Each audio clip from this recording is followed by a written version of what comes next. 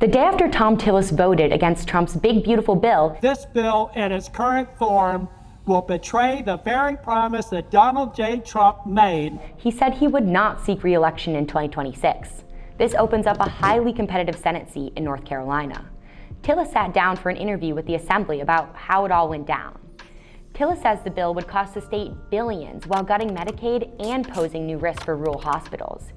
He made this case to Dustin Hall and Phil Berger before his vote, but both the Senate leader and the Speaker have expressed their support for the bill. Now Tillis finds himself at the end of his political career. He believes the bill could impact not just his home state, but Republican control of Congress. As Republicans take control of election administration, some former local board members say they were pushed out for not being devoted enough to the party.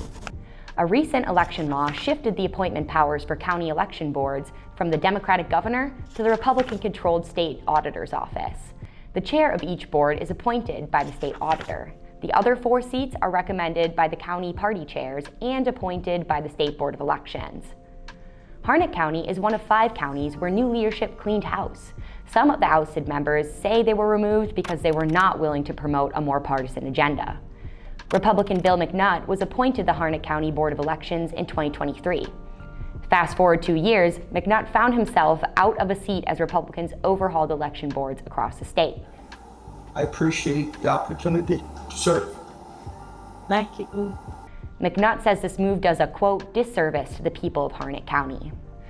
The river pumping station at Hillsborough's wastewater treatment plant was inundated. Raw sewage poured into the Eno River. The river also penetrated a ground storage tank of finished water. Town officials immediately issued a boil water notice and began buying water from Durham. 3.5 years ago, Hillsborough applied for a FEMA grant to protect its water and sewage systems from future weather disasters, Inside Climate News reports. It took more than a 1.5 years for FEMA to approve the grant, slower than the agency had predicted. This spring, when town officials were preparing to request bids for the water project, FEMA abruptly announced that it had canceled the program. The move was part of the Trump administration's efforts to overhaul and substantially cut the agency. FEMA's turned out to be a disaster.